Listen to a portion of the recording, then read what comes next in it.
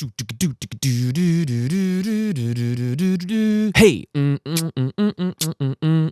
is Marvel dead? Is Capcom dead? Yeet, it's not. Marvel Tokon Fighting Souls. What's going on, guys? Your boy Ooze back in once again with another Marvel Tokon video. Today is going to be an interesting topic. Now, I did mention that I was going to talk about this in a recent stream, so if you missed out on any of that stuff, make sure you are liking and subscribe to the channel, and also follow on Twitch.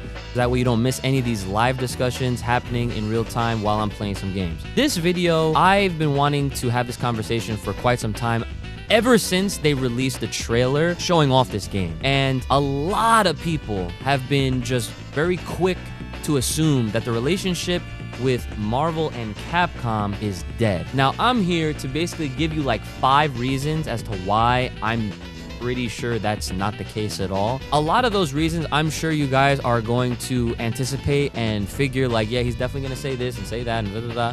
But hear me out all the way through to the end, and then of course, feel free to leave whatever comments that you guys have and add to the conversation. And if there's more that I missed and maybe that can help this argument, we could definitely do a follow-up.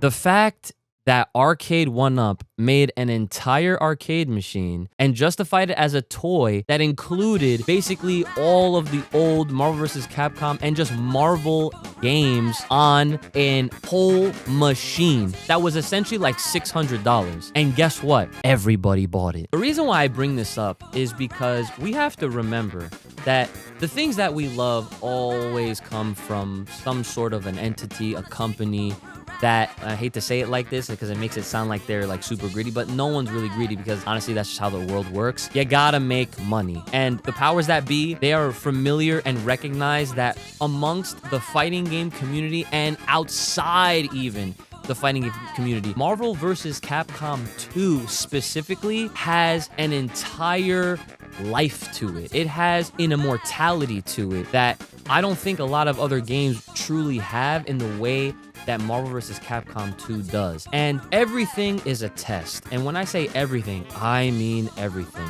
If they were gonna go out on a limb and through all of the loopholes that they were able to finagle to just get this toy out on the market, I mean, I don't know if you guys can really tell, but like, I have one right there. I was one of those people that literally saw that as an opportunity that I was like, yo, I need that for my own collection and for the fact that I'm buying a piece of history. And at the time, there was no Marvel vs. Capcom collection. There was only just that arcade machine. And obviously, through the means of emulation and older versions that were put on like the PS3 and 360, or if you just had the physical game on Dreamcast, PS2, Xbox, so on and so forth. The fact that that machine costs around and pretty much the same amount as like modern consoles, people bought it. I was not the only one. And it probably sold so well, that's why they made a newer version where you can get the X-Men 97 art on the sides. Like,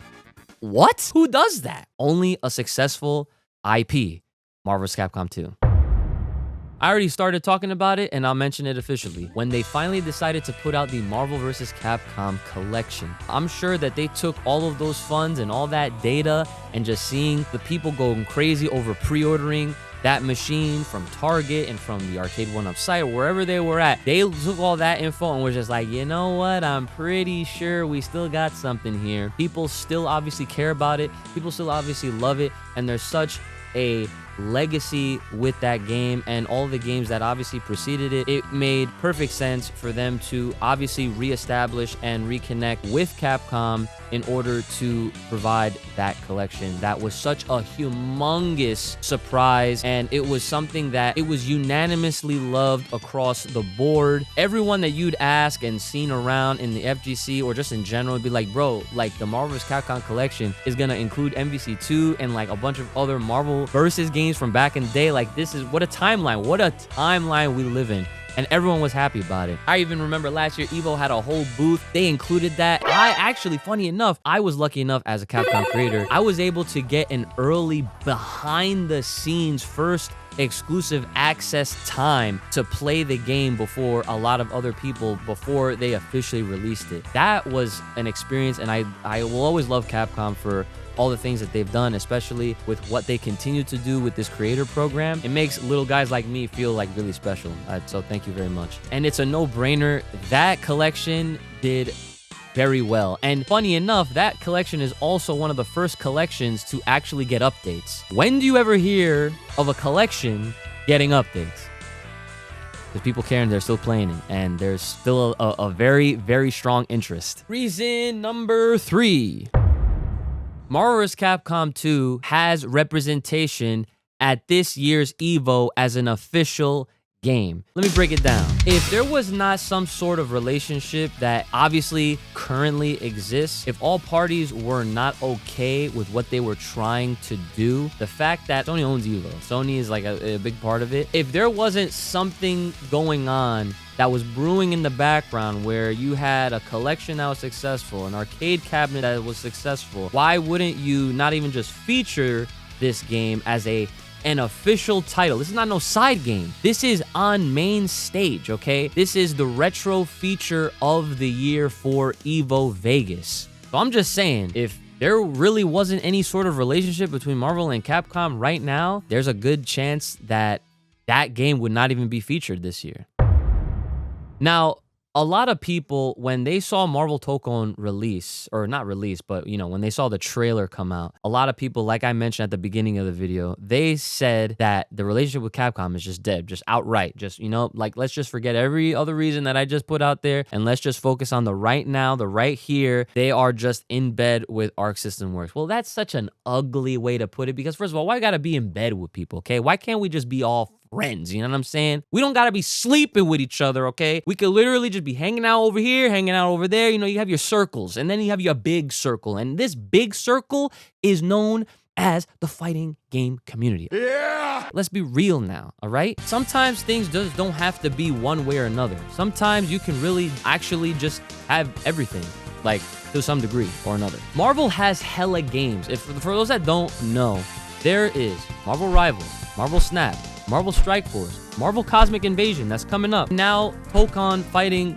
Souls. So, if Marvel already has hella games, what's another one gonna do? Especially if this one, Marvel vs. Capcom 4, if that's the one that has the entire legacy behind it. You think that they're gonna say no? What makes you think that Marvel can't have multiple relationships? It doesn't matter what you think! They already do. And they're gonna continue having multiple relationships because they're a money-making machine. They're Triple M. You know, we got Triple H in wrestling, but we got Triple M in the fighting games, okay? They are a money-making machine. Here comes the money! If they were not, why would they even bother having all these games across all different types of devices? You have your console, your mobile, and then you got games that are cross-play, like, you know what I'm saying? Like, it's crazy to imagine, but hey, that's what I'm here to discuss this and maybe bring and shed some light to you guys for those that maybe didn't even think of it like that. And this now brings me to my 5th and final reason. There is literally never enough fighting games. Right now, if you look at the landscape of what's currently out there, I'm talking your Street Fighter, your Tekken, your Mortal Kombat. Well, hold on. What about the Versus? Well, the funny thing is there's a lot of Versus games on the up and up, and there's a good reason for that. You see, Versus games have something that your typical default standard, whatever you want to phrase them as, that other ones don't have. They have an exciting factor. They have an X factor.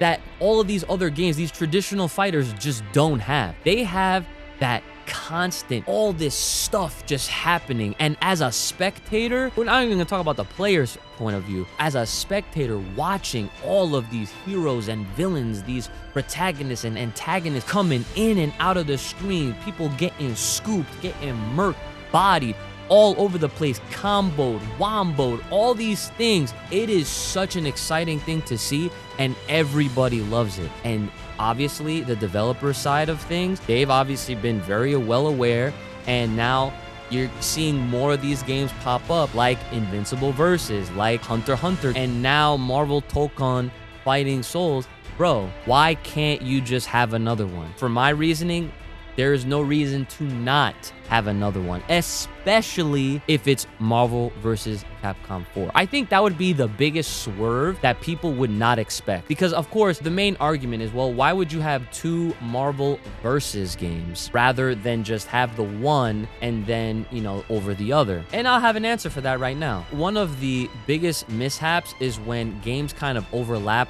in release, or they come out like fairly close of each other. Let's say Tokon Fighting Souls, and I don't even know the official date of when the game is supposed to come out, but let's say it comes out in March of 2026. And if for whatever reason Marvel vs. Capcom 4 was actually ready to be shipped and be in our possessions by like September, I don't think that's a bad thing at all. I personally think that that would be so good, and it would literally just put Marvel games, Marvel Studios at the top, because they got their hands with Arc Systems. They got their hands with Capcom. They got their hands with NetEase. You know what I'm saying? Like, they're freaking trying to dominate right now. The space of just not just fighting games, but video games, my guys. Think, Mark! I'm telling you, there's never enough fighting games. Fighting games has been a genre in the video game space as a whole that is so unique and special that it's constantly growing and growing. And I love to see it, and I'm sure you guys would love it too. I also want to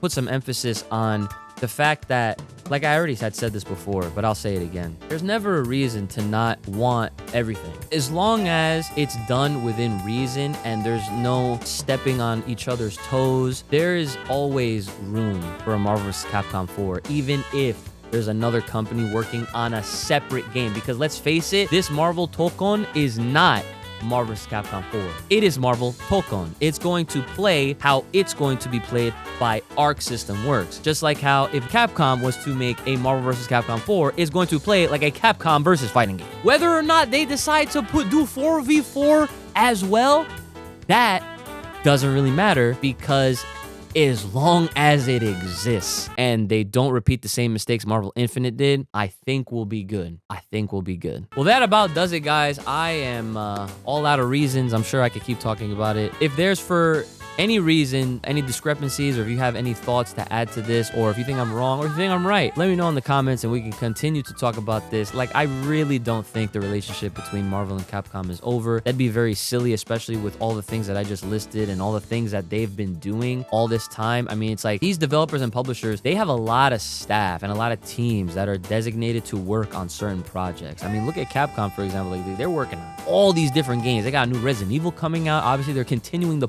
support with Street Fighter 6. They got Onimusha. It's like they have teams for everything. And just because they have another company working on another Marvel related IP, it does not mean that Capcom couldn't as well. Make sure you are liking and subscribing and checking back on the channel, because, you know, the YouTube algorithm is kind of weird, and some people have actually told me that my videos don't even show up on their own feeds even after being subscribed. So just keep checking in on your boy, and I will, of course, be looking forward to checking in on the comments that you guys give to me so that we can continue these videos going forward. And trust me, I have a load of more videos to do to fill out the rest of the year when it just comes down to Marvel Tokon. But again, I am very much into a lot of other fighting games, as well as just a lot of other games in general. This is gonna be your place to stay, all right? Love what you love, and I'll see y'all in the next one. Gang, gang.